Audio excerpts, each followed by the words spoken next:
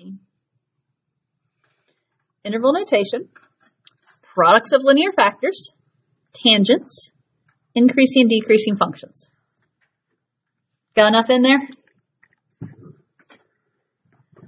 Okay, interval notation. I'm teaching interval, I just taught interval notation pre-cal, so you definitely learned interval notation last year. Remember interval notation?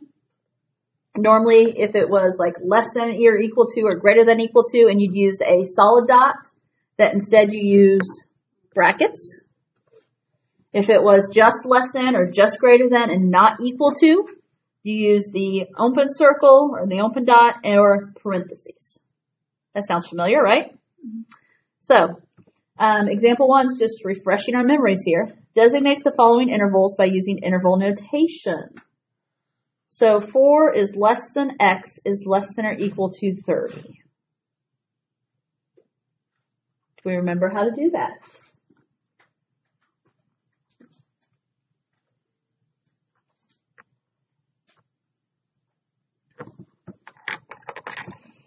I mean, if you need to, think of a graph.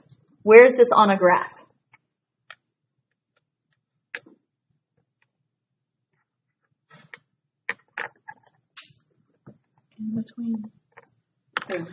In between 4 and 30? So if it's in between 4 and 30, at 4 there would be a parenthesis, open circle, but parenthesis and interval notation. At 30 there would be a bracket, and the shading is in between, right? Just a couple of years ago you would have used open and closed circles, and you still see that in Calc too, so in Calc also. How do we write that in interval notation?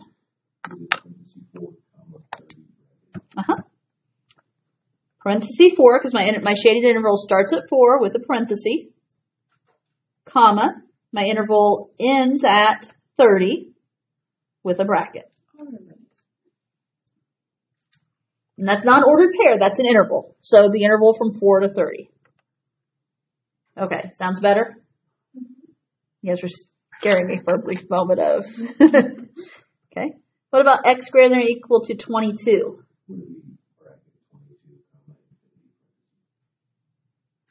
It is. Does that sound familiar to you guys? Because if you're shading, I mean, I don't know if you guys want the visual or not, but if you're going from 22 to infinity, or greater than or equal to 22, you're going to the right of 22, aren't you? And so if you're doing that, it's a bracket, and then remember arrows are infinities, right? So yes, 22 to infinity. 22 has a bracket because it was equal to. Infinities always use parentheses. I mean, it just comes down to interval notation. We read left to right in America. That's what I always try and remind you guys. Okay. What about less than negative 42? X less than negative 42.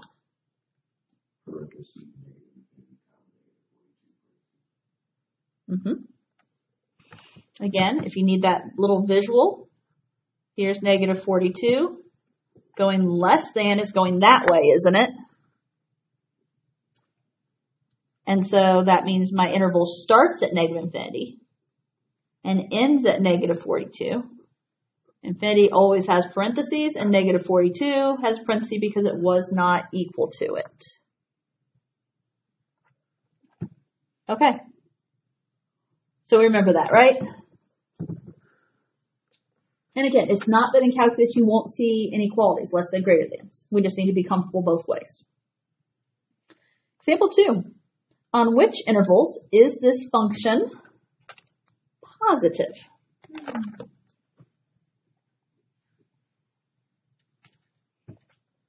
What do we mean positive? Okay, exactly.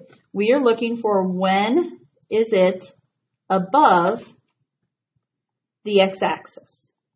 And another way to think about it is above the x-axis, or when is the function positive? So that's asking when are the y values positive? Okay, when are the y values positive? Whoops.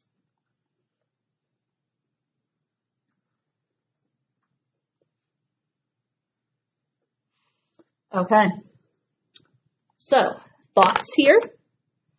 So there will be a separate interval for every part that's above the x-axis.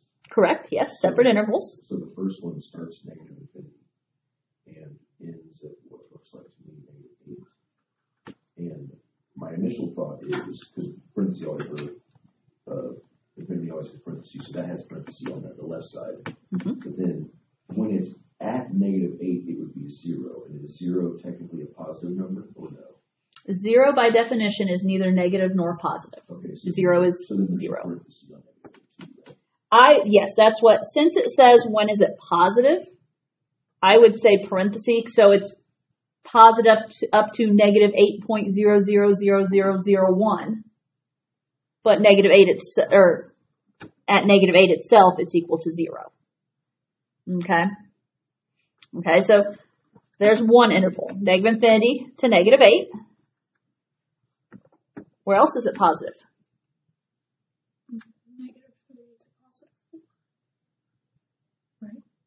I don't think that's a -3 though, is it? I think it's -4. Oh, it's fine. I did the same thing. Yeah. I know that. Well, I noticed I said I don't think. I was like, wait a minute. I was expecting you to say one thing. Yeah. -4 to +4 is this section here, right? And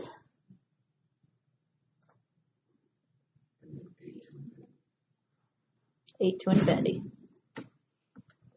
Okay. So, I mean, really, it's not that it was hard to write. It's just understanding what they mean when they say, when is the function positive? So that's when is it above the x-axis? When are the y values positive? Okay. Good enough? Moving on.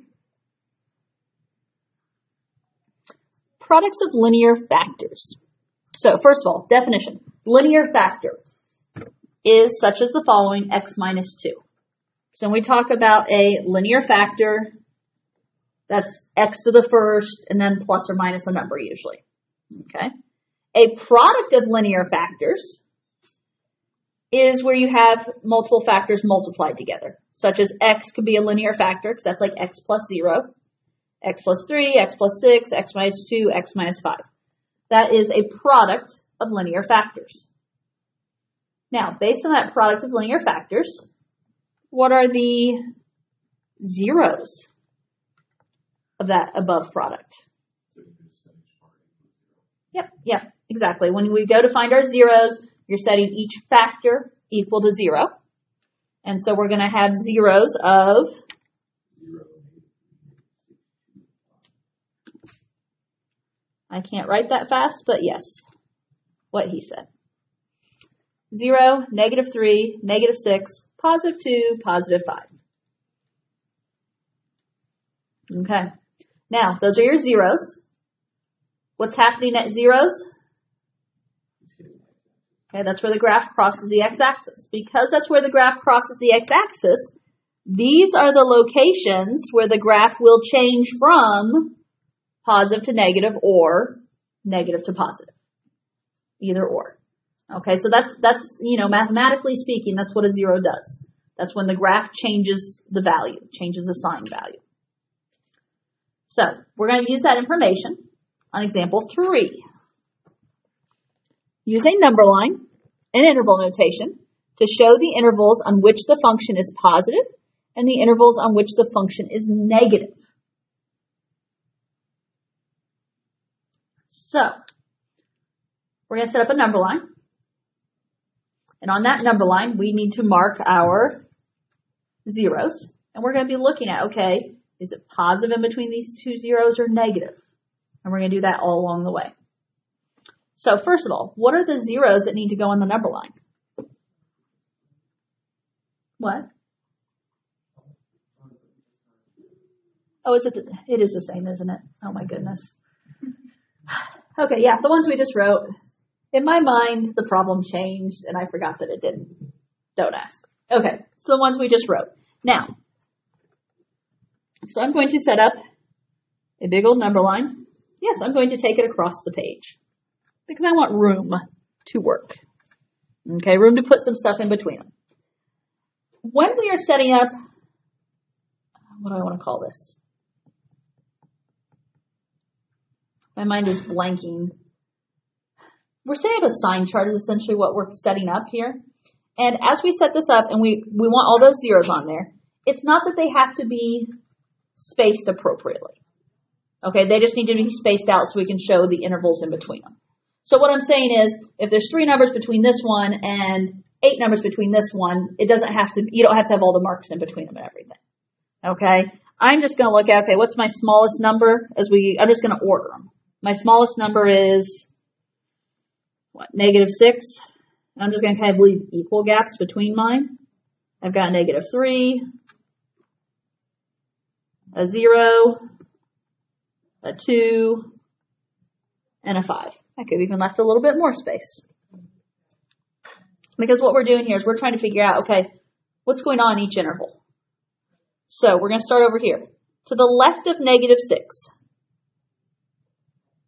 is f of x positive or negative?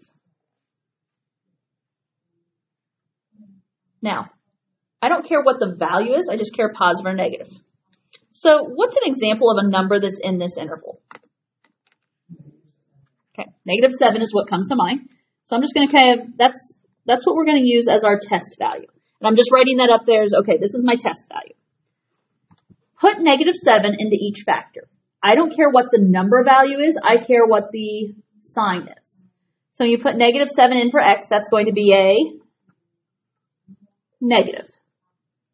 When you put -7 into x plus 3, -7 plus 3 is going to be a negative. -7 plus 6, negative. -7 minus 2, negative. -7 minus 5, negative. Okay, how many negatives did I write there? Right. So when you multiply an odd number of negatives, this results in a negative. So that means any number less than -6 is going to result in a negative. So we use -7. If someone used -8, -9, -10, they're all going to be negative. Okay? So that interval is negative. Okay, next interval. Okay, Ethan says he wants to use -4. Do we all have to use -4? No. I would say -4 and -5 are the obvious ones unless you really want to go decimals. Right? So -4 is a negative when you put in for x. -4 plus 3, still negative. -4 plus 6, positive. -4 minus 2, negative. -4 minus 5, negative. 4 negatives times a positive is a positive. So this whole interval is positive. Okay, -3 to 0.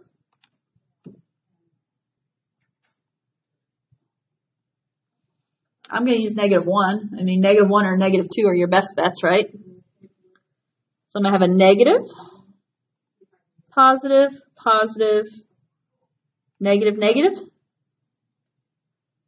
3 negatives, 2 positives is a negative. You guys are okay with what we're doing, right? 0 to 2. I'm going to use 1. Positive, positive, positive. Negative, negative. Positives, of course, are positive. An even number of negatives makes it positive. 2 to 5. I'm going to use 3. And it's not that you have to write the number down you're using. I just am for practice. Positive, positive, positive, positive, negative. Results in a negative. And what about to the right of 5? Ross is either ahead of me or he's just predicting it's going to be positive. Or he's just kind of figured out what's going on here.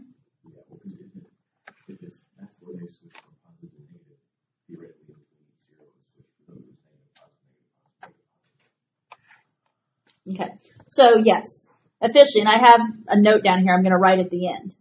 Notice each of these factors was unique, right? Okay, there's no repeating factors.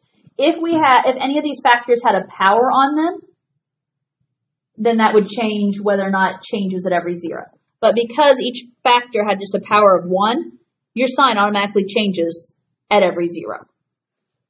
Okay? Now, if it was like, if some of these were raised to the second, that'd be a different story. Okay, but because they were all there. Okay, what were we asked to do? Positive and negative, I think. Okay, so let me write an answer. What are the intervals where my graph is positive?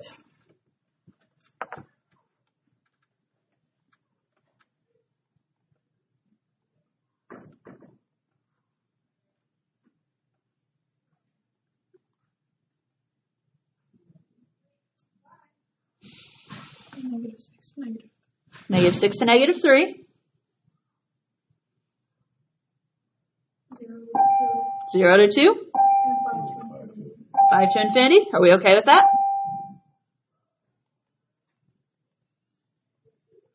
Okay, negative.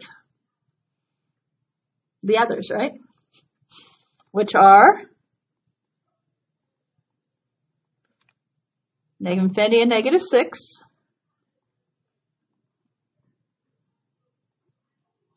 -3 to 0.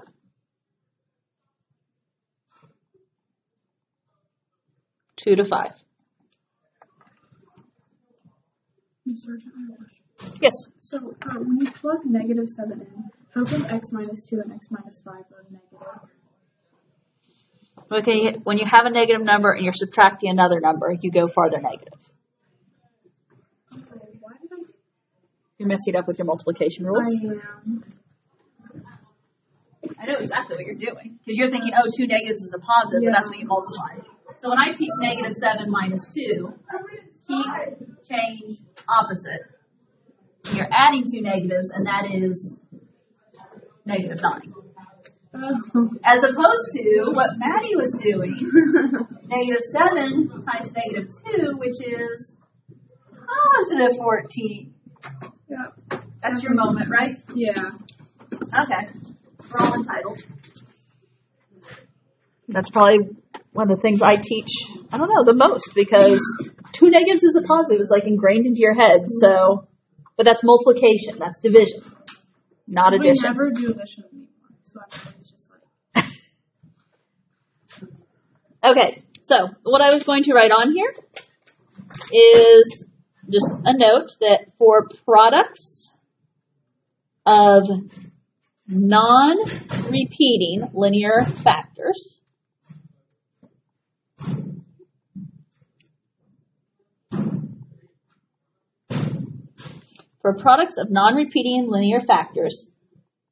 the sign changes at every 0.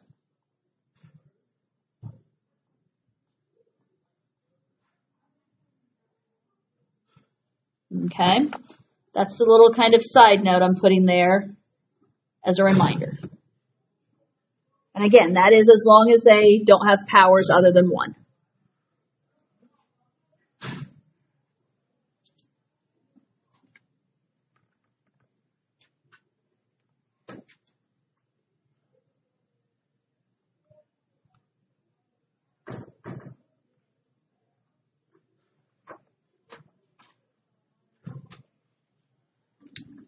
Okay, you got it?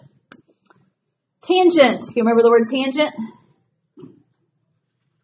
Probably first popped up in geometry, I would guess. But we've definitely talked about it otherwise. The word tangent comes from the Latin word tangere? I don't know. Which means to touch. A tangent line is a line that barely touches a curve in just one place and does not intersect the curve. So it touches like the outside of a curve but never crosses through it, right? So, let's review on the next page some tangents.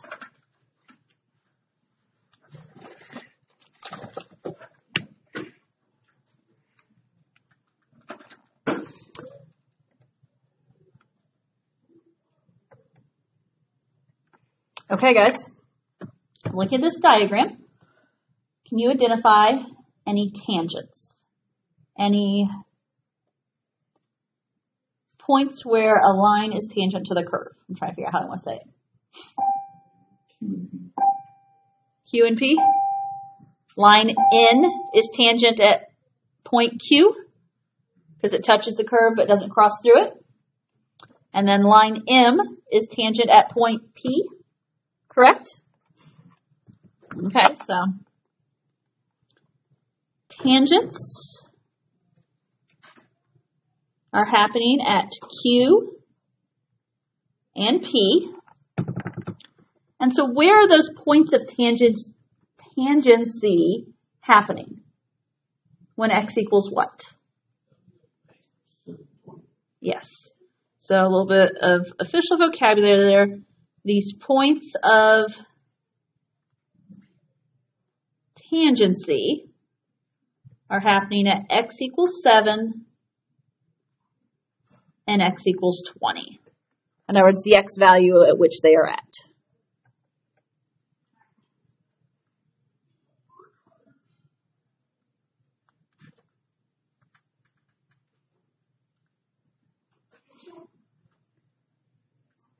Okay.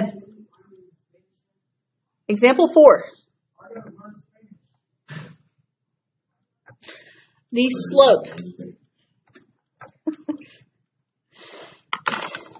The way he said it just made me, The way Carter says almost anything. True. The slope of a curve at a point of the line tangent to the curve. Wait, that did not just, okay, back up. The slope of a curve at a point is the slope of the line tangent to the curve at that point. That's what I was trying to say. I read that so wrong and I was like, there's no point to that sentence. It was a big wrong. And you may still be saying that. Sorry. Okay. So the slope of a curve at a point. So for instance, at point Q is the slope of the line tangent to the curve at that point. So when we talk about slope, we talk about slope of a line, correct? We don't normally talk about a slope of a curve because a curve is ever changing and doesn't have a consistent slope. But what this is saying is that, okay, right here, at point Q, the slope at point Q is whatever the slope of line N is because that's the line tangent to it. The slope at point P is whatever the slope of line M is. Does that make sense? Okay, that is an important calculus factor there going forward. We use that quite a bit. And so this example says, okay, for what value of x does this curve have a slope of 0?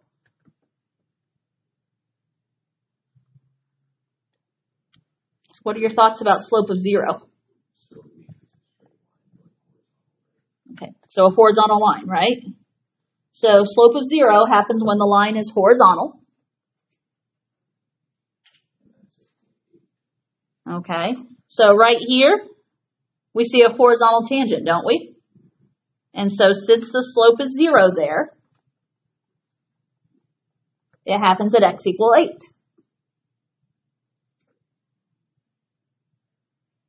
Is that the only value?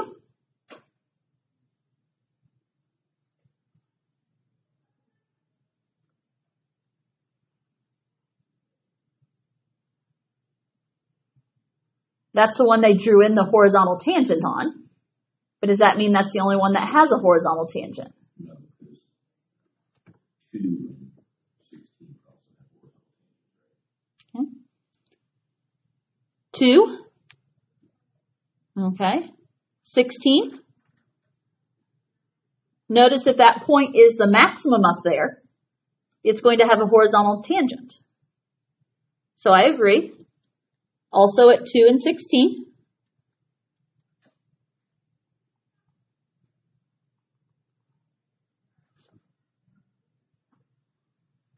Is that it? That's one of my knowledge is. Or you could also do horizontal tangents underneath the lines at the minimum, right? So there's also ones at the minimum. So the ultimate point here is anytime there's a maximum point or a minimum point, there's a horizontal tangent, which means a slope of 0. So what were those added ones? 6 and 12. So 2, 16, 6, and 12. All work.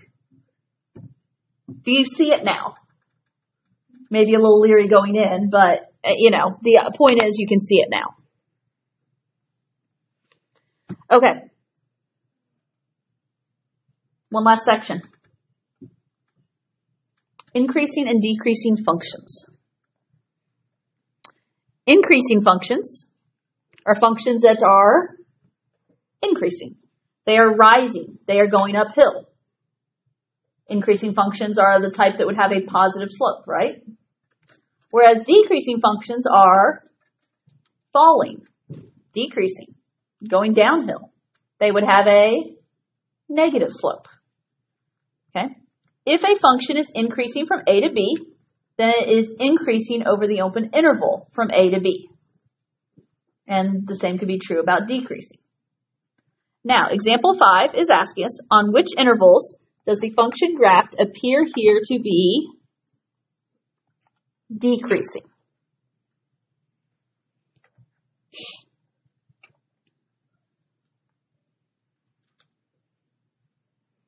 So thoughts on where we might be decreasing. So, start it. What'd you say, Kaylee?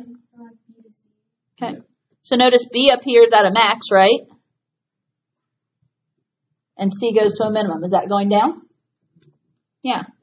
So B to C, and that's over the interval B to C. So we can write it like interval notation, B comma C.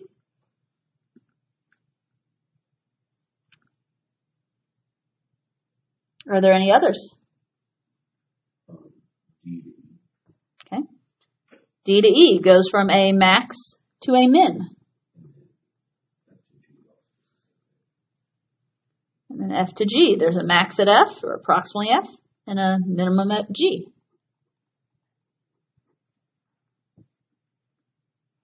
What's mean about those other three pieces we didn't mention? And they're increasing, right? So A to B, C to D, and E to F would all be increasing because they're going up. It's a fairly easy thing, but you need to make sure you understand the difference, how to identify and not just say, oh, A to C is increasing. No, A to C is not increasing. A up to that high point is increasing, and then starting at B, though, we start decreasing. Okay.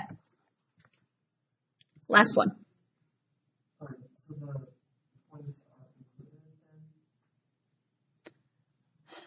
I put parentheses.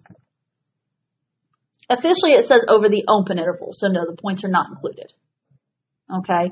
The points would be mins and maxes. I mean, I guess it kind of depends on how the question's asked.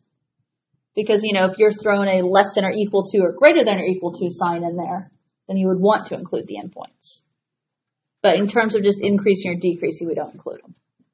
Does that make sense? Okay. Okay. Example 16.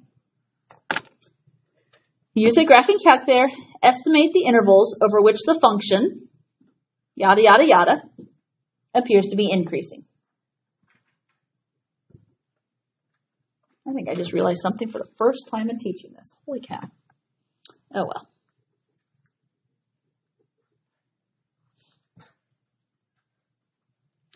Now, it does say estimate the intervals over which the function appears to be increasing. Officially, when you give those answers are going to be in terms of x values.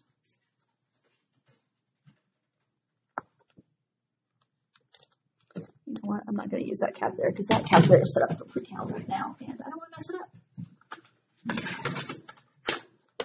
Well, it's the truth.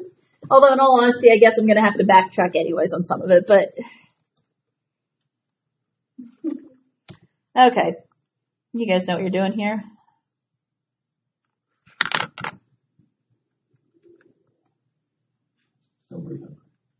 Glad it's not just me. Sorry, guys. I had a big breakfast today.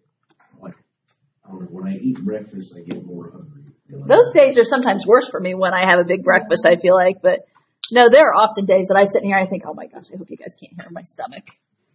There are probably days you can hear my stomach. Sorry. Okay, so we have a lovely graph here. if you watched it graph, you might have been able to see where it was going up and down. But yeah, it is a flash on the screen, isn't it? Now, we want to know where this graph is increasing, except right now I can't really see it. So, I don't know. Does ZoomFit work on this one or not? No. Okay, ZoomFit is an epic fail there. Just saying. I'm curious. What did ZoomFit put us at? Well, no wonder. Oh my gosh. Look at that Y min and Y max. Negative 50,000. No wonder ZoomFit stinks on this one. You broke the calculator, Mr. Okay, I don't really have time to play, but that just like. There's always. Okay, so I just randomly picked, and I know 500 is plenty high. Well, actually, it's not. Okay. Okay. Wow, we know one. Kind of. That actually made, at least we can tell what's going on, yes? Okay. So, based on the fact, I just realized I've made this problem harder than it needs to be. No, we need that information. Okay, sorry, I'm talking to myself. Okay, increasing. We do know where this graph crosses the x-axis. However, is that all we need to know? No, because increasing and decreasing are going to be changing where? At mins and maxes. So what do you technically need to do? Find your mins and maxes. Now, I think, even though it's a little off the screen, I think you can still do it. Or can you not? Let's see, that first one is a maximum, isn't it? That's what I'm doing. Okay, so there's my left bound. In pre-cal, I've been teaching only zeros. They haven't gotten to maxes so far. There's my right bound, and I don't need to guess if there's only one max up there. That works. And so I'm like, I don't think I've done a min or a max this year. Okay, so I'm just gathering information. There's a max at approximately -5, comma, I'm just going to say 700. Is that okay with you guys? Okay, the next one I want to know is there's a min. I'm going to do my minimum. Where is my stinking cursor? Okay, left bound, right bound, and the guess doesn't really matter as long as there's one. There's a minimum at -1.7 and -236-ish. Okay. Next one is a max.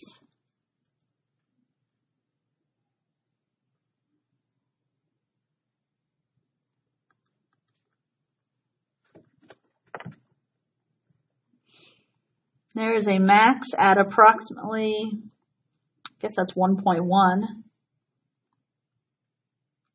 and 112.5. I don't know. I'm not being very precise there. And then there's a, what's the next one? A minimum.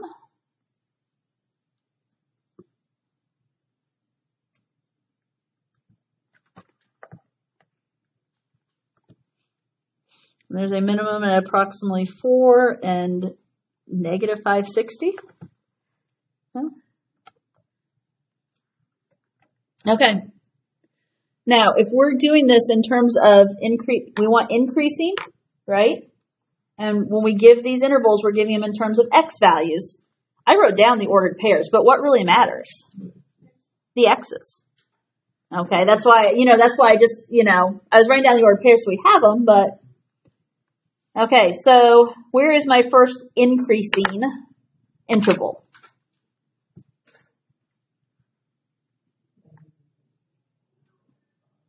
Negative infinity to that first max, which is -5. Okay? Then at -5, we would start going negative, or decreasing. Then where's my next increasing happen?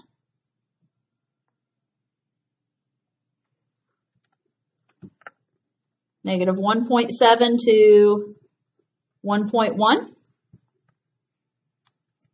Then at 1.1, we start decreasing again down to off the screen. And then we're increasing from that last one, 4 to infinity.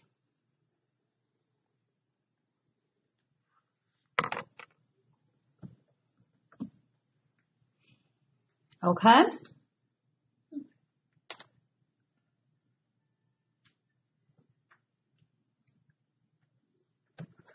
No.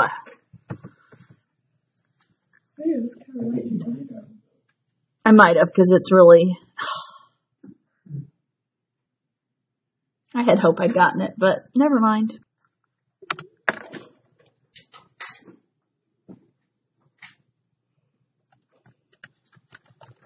Okay. We have about 10 minutes. I can at least take a quick look at homework.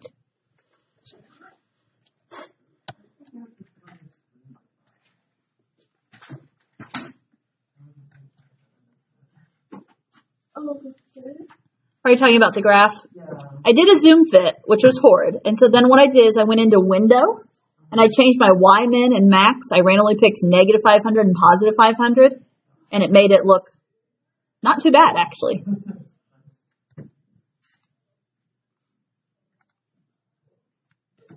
And to be honest, the negative 500 and